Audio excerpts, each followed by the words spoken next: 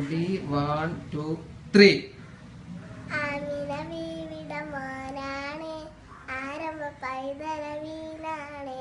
അത്തുക മുത്തിൻ പിതാവാണ് അഷ്റഫ് അൽക്കി റസൂലാണ് അമ്മിങ്ങ നൽകി അലിമാപ്പി അത്താണിയായ സുവൈബാബി കാസിൻ കുടുംബ സിറാജായി